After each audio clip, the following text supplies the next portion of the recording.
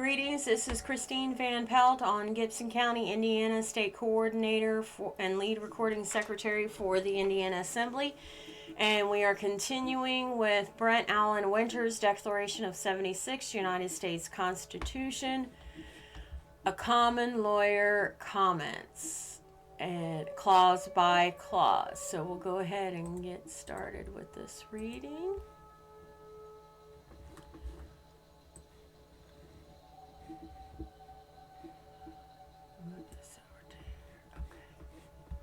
All right.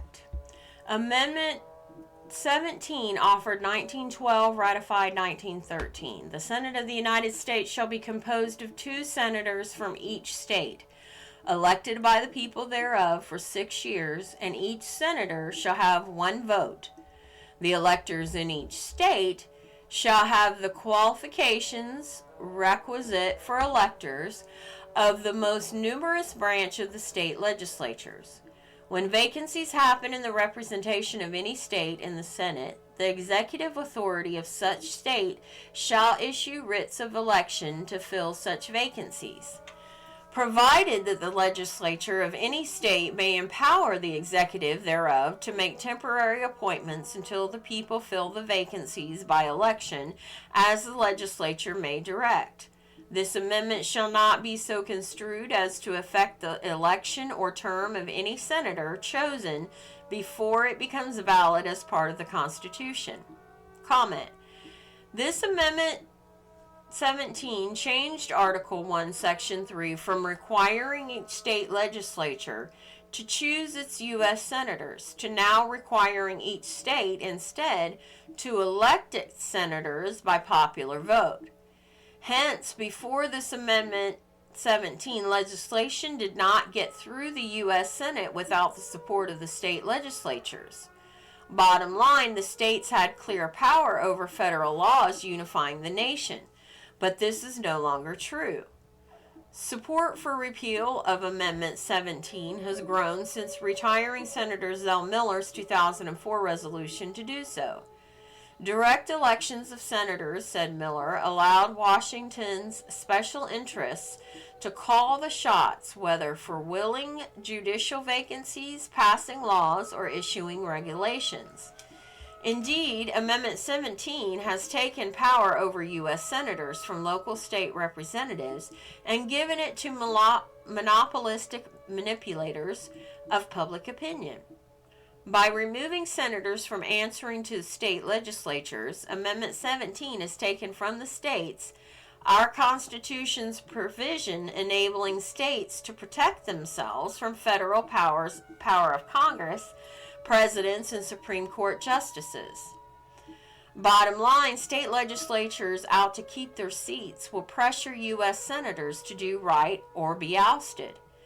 By contrast, popular election of U.S. senators has destroyed their sure-footed steadiness necessary to check the U.S. House of Representatives' knee-jerk reactions to popular passion. Amendment 18, offered 1917, ratified in 1919. Section 1. After 1 year from the ratification of this article, the manufacture, sale, or transportation of intoxicating liquors within the importation thereof into or the exportation thereof from the United States and all territories subject to the jurisdiction thereof for beverage purposes is hereby prohibited. Section 2. The Congress and the several states shall have concurrent power to enforce this article by appropriate legislation. Section 3. This article shall be inoperative unless it shall have been ratified as an amendment to the Constitution by the legislatures of the several states, as provided in the Constitution within 7 years from the date of the submission hereof to the states by the Congress. Comment. Amendment 18, though short-lived, 1919 to 1933, undermined our Constitution's common law foundation and freedoms. See U.S. Constitution, Amendment 21, Section 1. To be sure, men misuse and abuse intoxicating liquors, thereby endangering themselves and others. Though such abuse is inadvisable, even despicable, neither history nor nature nor scripture give government criminal jurisdiction to stop the manufacture, sale, or transportation of intoxicating liquors.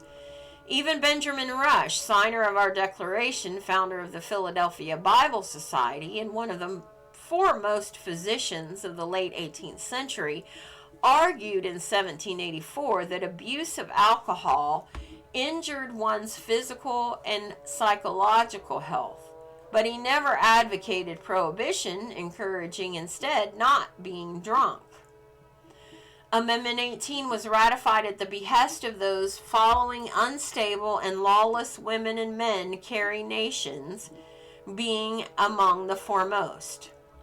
A stout, broad-shouldered gal of 6 feet, Carrie made a name for herself in the old cattle railhead towns about Kiowa, Kansas, busting up saloons with a hatchet in one hand while throwing billiard balls through saloon windows with the other.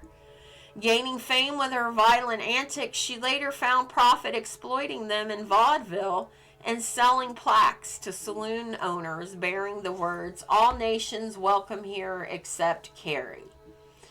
Amendment 18 gave Congress color of authority, the mere appearance of its banner, to fund and promote federal police agencies such as the Federal Bureau of Investigation and its bureaucratic progenies, to build more and more federal prisons, to arm swarms of government agents, and to create by decree of so-called federal crimes, now over 55,000, beyond those for our Constitution names. See further this handbook, U.S. Constitution, Article 1, Section 8, Clause 6, Amendment 10, and comments discussing the only 4 crimes our Constitution empowers the general government to punish. Using Amendment 18, federal presence and power began the usurpation of state authority in earnest. Deeming lawful activity criminal, it took liquor tax revenues away from government and put them into the hands of organized crime, fostering more violence, including rival gang murders, and allowed federal police bureaucracies to take constitutional control of local government. In short, Prohibition built America's parasitic criminal law industry. In addition, Prohibition has given incentive to the entertainment industry tycoons to partner with government bureaucrats in the popular and profitable false glamorization of armed police, encouraging judicial disrespect for our Bill of Rights, especially Amendments 2 through 7. The present war on drugs, so-called, now multiplies and feeds the government lawlessness Prohibition began. Slow but sure-footed as our common law always is, the jury spelled the end of Amendment 18, albeit too late to stop growth of the monstrous criminal law industry it had spawned. Instance by instance, case by case, the jury said no to prosecutors until attempts at enforcement of Prohibition became a burdensome embarrassment for government forcing its appeal. See this handbook, U.S. Declaration of 76, 18, Clause 18, and comment. Amendment 19, offered 1919, ratified 2020. Or 1920. The right of citizens of the United States to vote shall not be denied or abridged by the United States or by any state on account of sex. Congress shall have no power to enforce this article by appropriate legislation. Comment. Amendment 19 was intended more for working up excitement and overriding the constitutional authority of the states over suffrage than to secure any right to vote. In fact, the southern and western states attacked for being backward had beaten the northern states in ensuring voting rights for females. Going further back, the southern and western states, having a clearer sense of individual property rights due to their reliance on land rights, had from their earliest days cinched property rights for women. Amendment 20, offered 1932, ratified 1933, Section 1. The terms of the President and Vice President shall end at noon on the 20th day of January, and the terms of Senators and Representatives at noon on the 3rd day of January of the years in which such terms would have ended if this article had not been ratified, and the terms of their successors shall then begin. Section 2. The Congress shall assemble at least once in every year, and such meeting shall begin at noon on the 3rd day of January, unless they shall by law appoint a different day. Section 3. If at the time fixed for the beginning of the term of the President-elect shall have died, the Vice President-elect shall become President. If a President shall not have been chosen before the time fixed for the beginning of his term, or if the President-elect shall have failed to qualify, then the Vice President-elect shall act as President until a President shall have qualified, and the Congress may by law provide for the case wherein neither a President-elect nor a Vice President-elect shall have qualified, declaring who shall then act as President, or the manner in which one who is to act shall be selected, and such person shall act accordingly until a President or Vice President shall have qualified. Section 4. The Congress may by law provide for the case of the death of any of the persons from whom the House of Representatives may choose a President, excuse me, whenever the right of choice shall have devolved upon them, and for the case of the death of any of the persons from whom the Senate may choose a Vice President, whenever the right of choice shall have delved upon them. Section 5. Sections 1 and 2 shall take effect on the 15th day of October following the ratification of this article. Section 6. This article shall be inoperative unless it shall have been ratified as an amendment to the Constitution by the legislatures of 3/4 of the several states within 7 years from the date of its submission. Of note here, a President-elect must meet our Constitution's qualifications for President, according to Article 2, Section 1, Clause 5. Amendment 21, offered 1933, ratified 1933. Section 1, the 18th article of amendment to the Constitution of the United States is hereby repealed. Section 2, the transportation or importation into any state, territory, or possession of the United States for delivery or use therein of intoxicating liquors in violation of the laws thereof is hereby prohibited. Section 3, this article shall be inoperative unless it shall have been ratified as an amendment to the Constitution by conventions in the several states, as provided in the Constitution within 7 years from the date of the submission hereof to the states by the Congress. Amendment 22, offered 1947, ratified 1951. Section 1, no person shall be elected to the office of the President more than twice, and no person who has held the office of President or acted as President for more than 2 years of a term to which some other person was elected President shall be elected to the office of the President more than once. But this article shall not apply to any person holding the office of President when this article was proposed by the Congress, and shall not prevent any person who might be holding the office of President or acting as President during the term within which this article becomes operative from holding the office of President or acting as President during the remainder of such term. Section 2. This article shall be inoperative unless it shall have been ratified as an amendment to the Constitution by the legislatures of 3/4 of the several states within 7 years from the date of its submission to the states by the Congress. Comment. Amendment 22 comes about for 2 reasons. First, lack of positive expression upon the subject of the tenure of the office of president, and second, by reason of a well-defined custom that no president should have more than 2 terms in that office. H.R. Rep. Number 17, 80th Congress, First Session 2, 1947.